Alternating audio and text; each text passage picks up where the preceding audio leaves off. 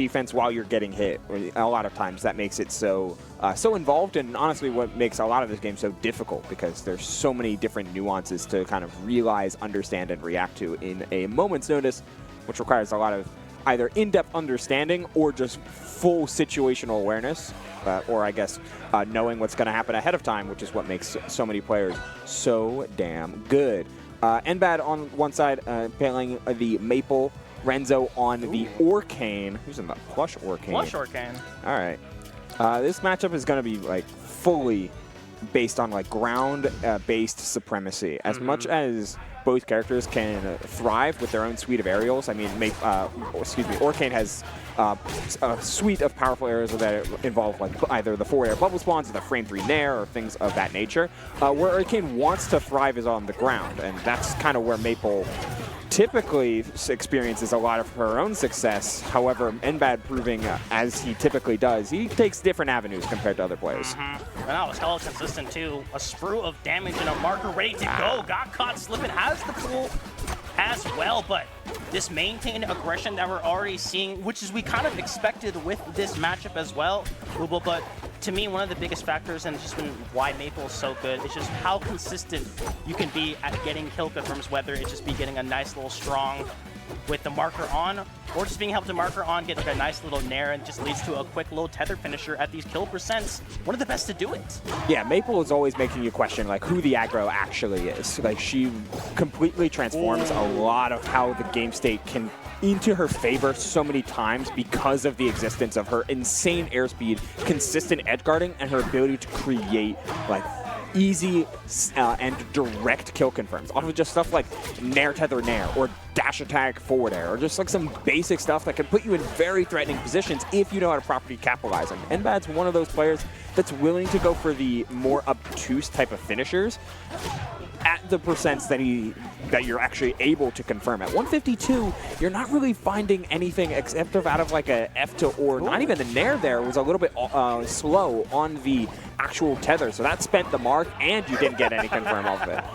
A little bit of fair stall, and not reacting to that one, just goes for it immediate and instead gonna get punished. Punishing the down strong with your own down strong, so NBAD all of a sudden with the lead. Maple with the lead. It's a tough one. It's a tough one. It is bad when you can't get the job finish, and look at that. Plants coming in with the assist, trying to get these few strong moves. You're just like, I really want to just get this stock over with. And Orcane's one of those characters that can really throw out a really fast strong to try to get the job done with the kill power as well, but Renzo gonna have to take the hard one in there, eating 45%, and needs to be really careful with those bubbles. We saw what last time what NBAD was able to do with a nice little parry.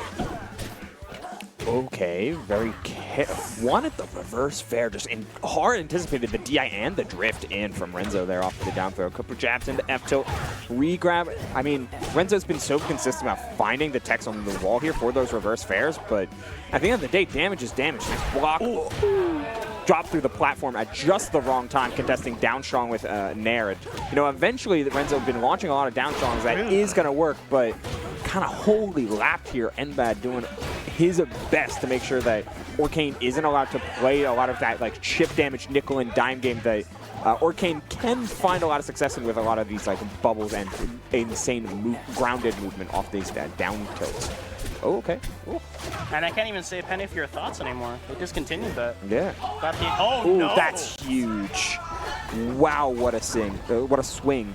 Just sometimes you just got to grab the ledge. In win conditions like that, or at least stock taking conditions like that, can be so powerful. Oh wait, no jump. No jump.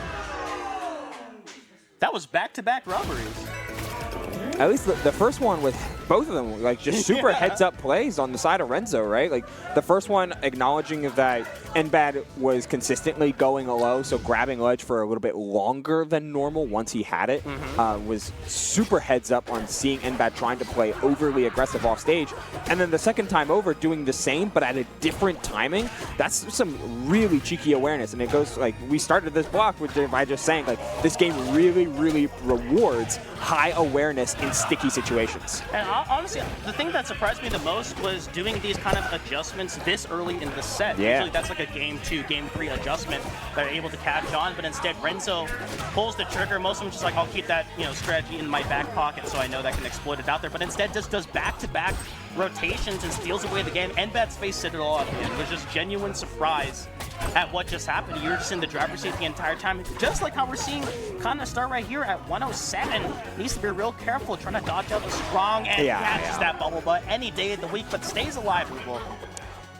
Yeah, Arcane deceptively hard to kill off the top, as we're seeing shown off on display a couple times over, and down strong.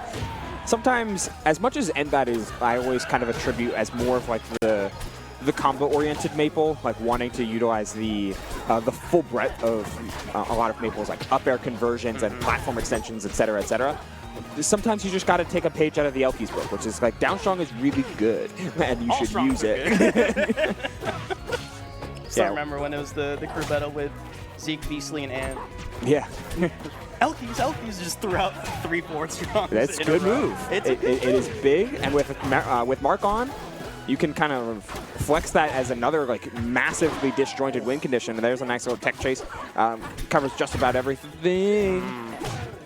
I got nervous there. I thought Renzo was going to grab the ledge. Oh, okay. Nice. Sure. I mean, you couldn't go right away for the up strong because Lily might have intercepted it in some manner, and so going for like the rewrap actually semi-optimal, and just to make sure. Yeah. And the style points. And the style points. Maple can't get those too many, but sometimes you got to go for it. And I love how NBAD's not dissuaded from going offstage to go for those fairs, and oh my goodness, oh my god, it's right in the audience, because damn, this is a beatdown. NBAD trying to make up for that previous game loss, making it seem like it was just a blunder, and gets a nice 3-stock with confidence. Sub the century mark too, not even at 100. Yeah, that's NBAD at its finest. 1-1 here.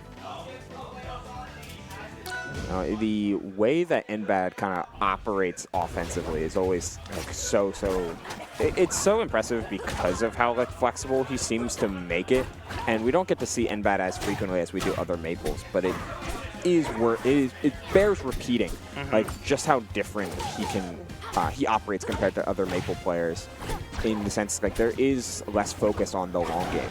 He's willing to just like reposition and make hard reads or make big call-out plays, while also then allowing himself to rely on the inevitability that Maple can provide. Like it's a best of both worlds type of approach, and with a ledge grab there, that's a perfect stock and a very solid lead for NBAD heading into Game 3. Yeah, you saw all those bubbles. You're like, I swear some damage was going to be made, but just got a perfect parry at the right time, getting those nice little reads on the defense. And look at that, just going off strong for these offstage interactions, unafraid of tapping, and that's like one of the first bubbles that actually landed. Yeah, right? Like every other time it'd been, yeah, I'm going to retreat to center because of Maple's insane dash and find a down strong, double down strong there for NBAD. Man, we saw Renzo have like the, yeah, okay, sometimes Maple forward tilt is in fact a good move. It's a very good move. No, not the jab punish. You know you're holding down there. Oh, you might be dead, yeah. Yeah. Oh my goodness.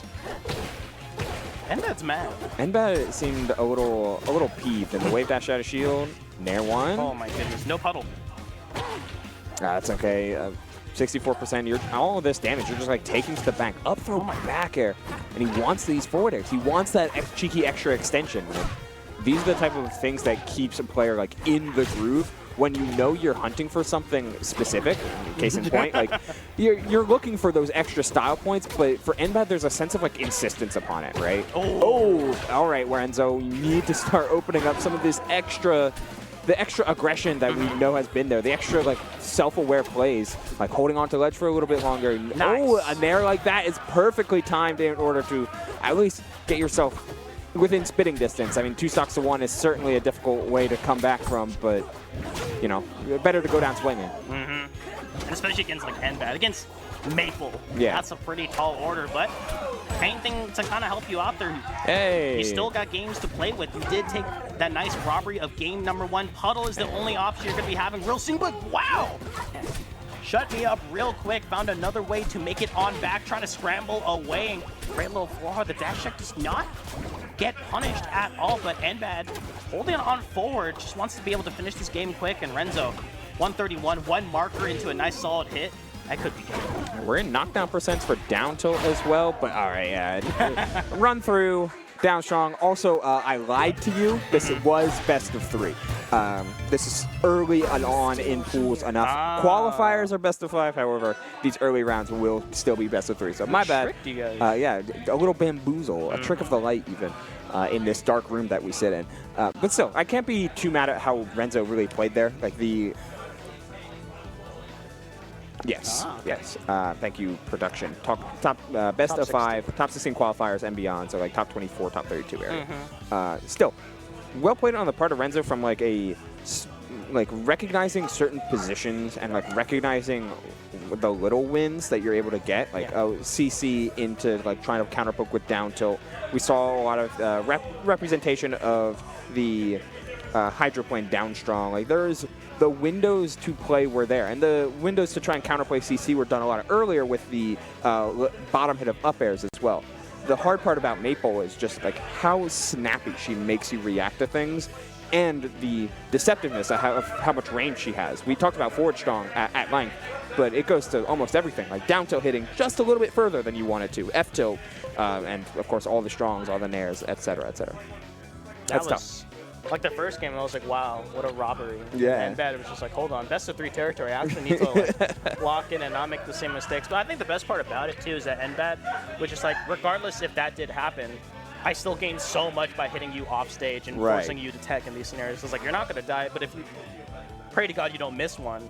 And also, you're eating so much damage. And then can just make it back easily, and how many times you're able to get those wraps into the markers as well. It was just such a big uphill battle for Orcane. Yeah, it's tough. I'm just proving Maple's one of the best characters in this game for a reason. Has been since beta and before then.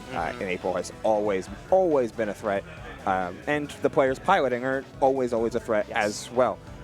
It kind of leans into this idea that I've been having with a lot of fighting games, from Rivals to Tekken to Street Fighter 6 and more. Like, there's a lot of value in the current landscape of fighting games that is centered around insistence and stubbornness. Yes. So as we saw